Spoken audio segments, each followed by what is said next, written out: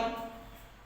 আমি তোমাদের বিশেষ শিক্ষক ওয়ালিউল্লাহ স্যার, পদার্থবিজ্ঞান একাদশ শ্রেণী।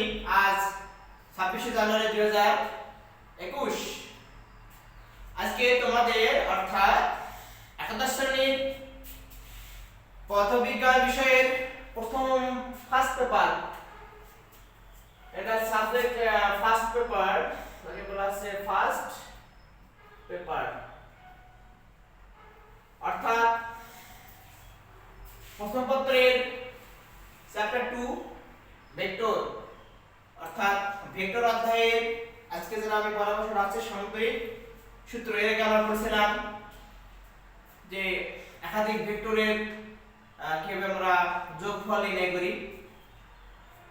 দেখবে যে একাধিক ভেক্টরের সাবট্রাকশন অর্থাৎ বিয়োগফল যোগফলের মতোই তোমরা পড়ে নেবে। আজকে যেটা আমরা পড়বো যে কি ভেক্টরের সামান্তরিক সূত্র।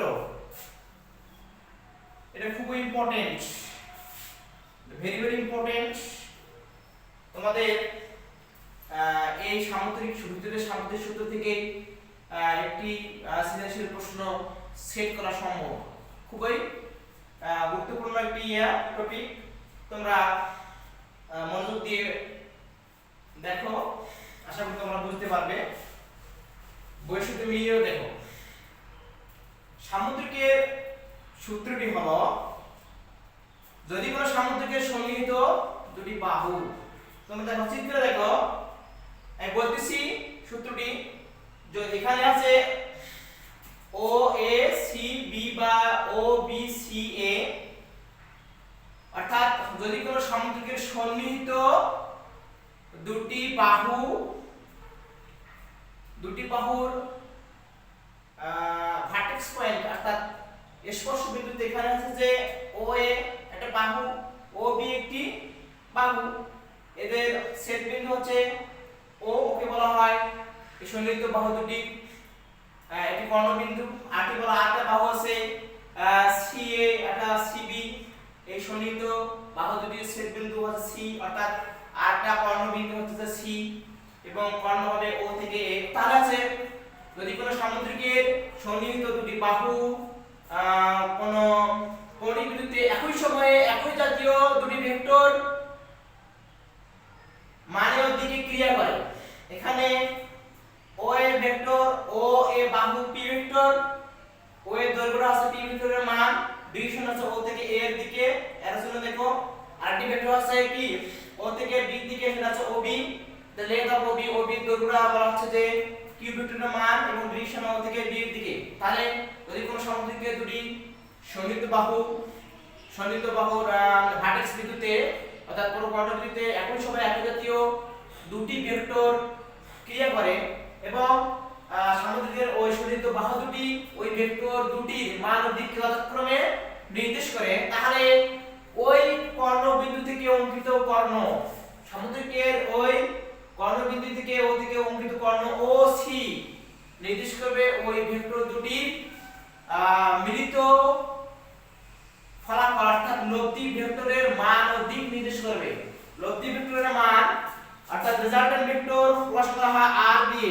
দেখো r ও সি, তোমরা দেখতে পাচ্ছো in the figure you can see যে ও সি সামুদ্রিকটির একটি কর্ণ যাহা নির্দেশ করে ও এ এবং ও বি, অর্থাৎ পি এবং কিউ ভেক্টরের মান ও দিক। মান হবে ও সি, এই সরলরেখার বা কোণের দৈর্ঘ্য, দিকটা হবে ও থেকে সি বরাবর। আর শুনো দেখো ডাবল অ্যারো চিহ্ন, লব্ধি ভেক্টরকে অর্থাৎ রেজাল্টেন্ট ভেক্টরকে ডাবল অ্যারো সাইন দ্বারা প্রকাশ করা হয় থাকে। এখানে আর প্রকাশ করা হয় দিয়ে আর দিয়ে r OC। ওকে, এটা হচ্ছে সামুদ্রিকের সূত্রের কি বিবৃতি অর্থাৎ statement of parallelogram law of vector. তাহলে আমরা এখন দেখি যেখান থেকে তাহলে আমরা সমীকরণ আকারে লিখতে পারি, অতএব OC OA plus OB। OC কে প্রকাশ করা আছে r ভেক্টর দ্বারা OA equal to P vector এবং OB is equal to Q vector সমীকরণ নম্বর 1 দেখো অর্থাৎ P এবং কিউ ভেক্টরের লব্ধি ভেক্টরের মান ও দিক নির্দেশ করে সামুদ্রিক কর্ণ that is OC that is R vector resultant vector. এখন আমরা এখান থেকে নির্ণয় করব যে রেজাল্টেন্ট ভেক্টর অর্থাৎ এই R রেজাল্টেন্ট ভেক্টর অর্থাৎ লব্ধি ভেক্টরের অর্থাৎ R ভেক্টরের সমীকরণ আমরা নির্ণয় করব। সমীকরণ কি দেখো তাহলে এখানে যদি আমরা দেখি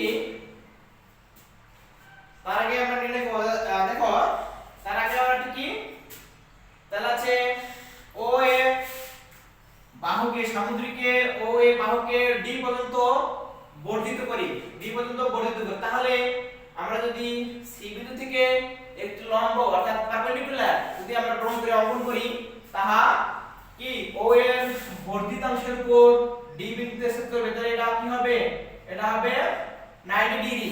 তাহলে দেখো তোমরা এখানে ত্রিভুজ ACD একটি কিন্তু সমকোণী ত্রিভুজ অর্থাৎ যার CD অর্থাৎ ADC এই কোণটি সমকোণ অর্থাৎ 90 ডিগ্রি। এখানে দেখো AOB অর্থাৎ BOA এই কোণটা দ্বারা হচ্ছে আলফা অর্থাৎ দুটি ভেক্টরের মধ্যবর্তী কোণকে আলফা দ্বারা ইন্ডিকেট করা হয়েছে অর্থাৎ নির্দেশিত করা হয়েছে। তাহলে সামুদ্রিক আমরা জানি সামুদ্রিকের তাহলে আছে যে CAD বা DAC যেটা সেটাও আলফা কোণের সমান হবে। আর সামুদ্রিকের আমরা বৈশিষ্ট্য জানি যে সামুদ্রিকের বিপরীত বাহুগুলো সমান এবং সমান্তরাল তাহলে আছে OA বাহু ইজ ইকুয়াল টু BC বাহু সমান এবং সমান্তরাল। অনুরূপভাবে OB বাহু ইজ ইকুয়াল টু AC বাহু তাহলে আছে OB যদি কিউ ভেক্টর হয় তাহলে AC কে কিউ ভেক্টর লেখা যায় যেহেতু সমান এবং তাহলে অবশ্যই এটা কিউ ভেক্টর লেখা যায়। দেখো যেহেতু OB সমান এবং সমান্তরাল সুতরাং AC এটা ধরো কিউ ভেক্টর লেখা যায় কারণ সামুদ্রিকের বিপরীত বাহুগুলো সমান এবং সমান্তরাল। তাহলে আমরা এখন দেখি আমরা তাহলে আছে ত্রিভুজ আমরা একটা আরেকটি ত্রিভুজ সমকোণী ত্রিভুজ কাউন্ট করব সেটা আছে OCD যেহেতু হচ্ছে OC কর্ণ R এর মান বের করতে হলে OCD সমকোণী ত্রিভুজের OC হবে কি অতিভুজ হবে CD হবে লম্ব এবং OD হবে ভূমি। ওকে এখান থেকে আমরা তাহলে R এর মান নির্ণয় করব। তাহলে আছে R এর মানের এখান থেকে আমরা দেখি তা R is equal to অতএব ত্রিভুজ OCD হতে পাই দেখো OC is equal to OD plus CD আবার শুধু মান নিয়ে OC OD কে লেখা যায় O এবং D এর মধ্যে দুই খণ্ডে বিভক্ত OA AD তাহলে OD কে লেখা যায় OA plus AD bracket closed অর্থাৎ দেখো তোমরা দেখতে পারবে AD অর্থাৎ OD দুটি খণ্ডে বিভক্ত OA plus AD তাহলে নিলাম AD প্লাস আগের CD আছে ক্লিয়ার।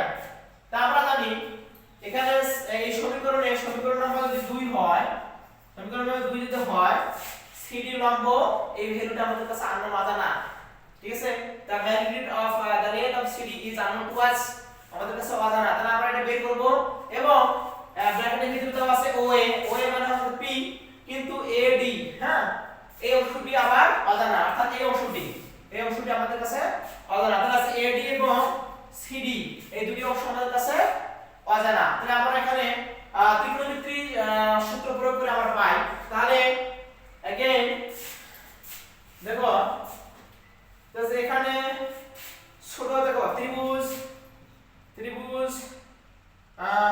CAD হতে পাই কি পাবো দেখো sin alpha is equal to sin alpha এই পুরো 90 ডিগ্রি এটা আছে কি আলফা কোণ sin ইজ ইকুয়াল টু আমরা জানি লম্ব বাই সিডি বাই অতিভুজ এর সি আমরা সিডি মান নির্ণয় করব অতএব CD equal to AC sin alpha AC মান কত AC দ্যাট ইজ কিউ এর সমান কিউ sin আলফা এটা আছে CD সমীকরণ নম্বর আছে 3 ওকে তাহলে আমরা CD অংশটি পাইলাম দুই নম্বর সমীকরণের CD অংশটা যেটা আননোন ছিল সেটা আমরা পাইলাম CD q sin আলফা অনুরূপভাবে যদি আমরা cos আলফা মান বের করি তাহলে আছে দেখো cos আলফা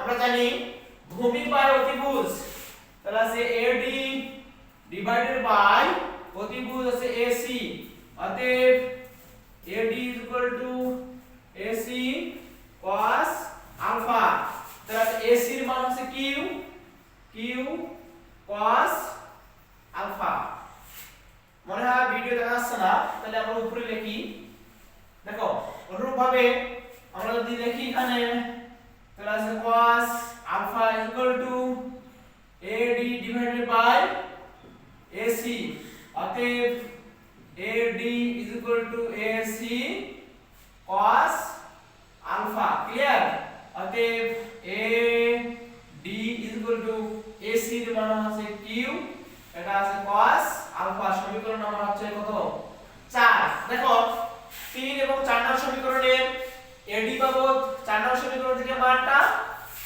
AD এবং CD এর মান পাবো 3 নম্বর সমীকরণ কি sin আলফা তাহলে আছে এই দুই নম্বর সমীকরণে আমরা কি পাবো তাহলে OC OA মানে আছে কি P প্লাস AD এর মান আছে Q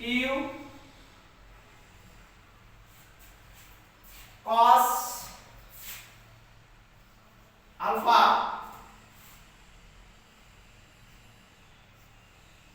plus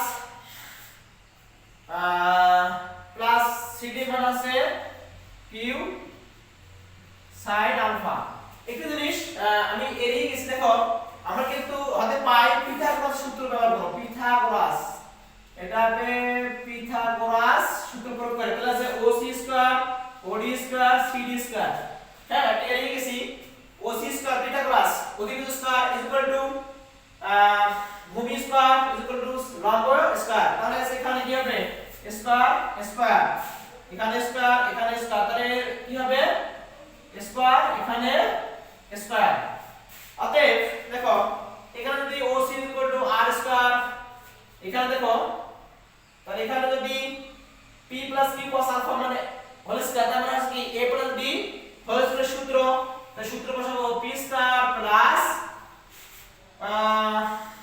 2pq cos alpha equal to q square cos square alpha plus এখানে q sin স্কয়ার তাহলে আছে q স্কয়ার তাহলে আছে sin স্কয়ার আলফা ওকে এখানে হবে q আর এখানে হবে আলফা ওকে তাহলে দেখো তাহলে এখানে আমরা লিখব r square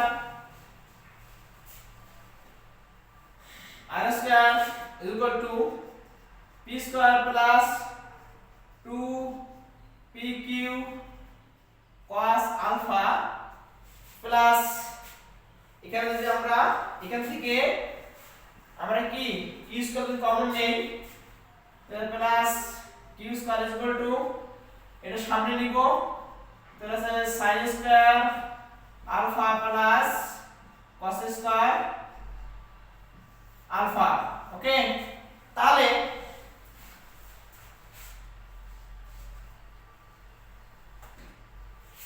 cos square alpha তাহলে r square p square plus 2pq cos alpha plus q square এটা হচ্ছে এটার মানটা হচ্ছে 1 সূত্র ত্রিকোণমিতিক সূত্র অনুসারে sin square theta plus cos square theta 1 into 1। তাহলে আমরা এখন সাজিয়ে লিখি এবং রুটকে ডান পাশে নিয়ে যাই, তাহলে r is equal to root over p square plus এই p কে সামনে নিয়ে আসব q square plus 2pq cos alpha. ঠিক আছে, 2pq cos আলফা কে আমরা এই রাশির ডান দিকে নিয়ে গেলাম। তাহলে এটা হচ্ছে এই সমীকরণটি 5 নম্বর সমীকরণটি, এটা হচ্ছে কি লব্ধি ভেক্টর বা আর ভেক্টর বা রেজাল্টেন্ট ভেক্টর বা সামগ্রিকের ওসি ভেক্টরের কি নির্দেশ করে মান ভ্যালু আর। এখন আমরা নির্ণয় করব যে ডিরেকশন বা দিকটা নির্ণয় করব। তা আমরা জানি, তাহলে হচ্ছে আমরা জানি যদি আর ভেক্টর অর্থাৎ রেজাল্টেন্ট ভেক্টর আর এর সাথে অর্থাৎ ও সি এর সাথে অর্থাৎ কর্ণের সাথে যদি ও এ ভেক্টর অর্থাৎ পি ভেক্টর যদি থিটা কোণ উৎপন্ন করে, এটা থিটা কোণ, তাহলে আমরা পাই the tan theta is equal to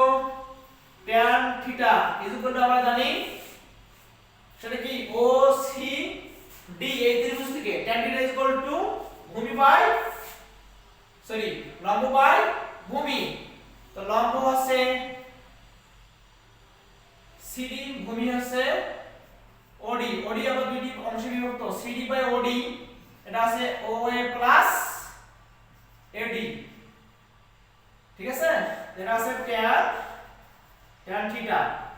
তাহলে সিডির মান আমরা পেয়েছিলাম q sin আলফা, অতএব tan theta is equal to এই সিডির মানটা বসিয়ে নেই q sin alpha divided by O এর মান হচ্ছে p, এই ও এর মান, আর এড এর মান হচ্ছে q cos alpha, q cos alpha. এটা সমীকরণ নাম্বার 6।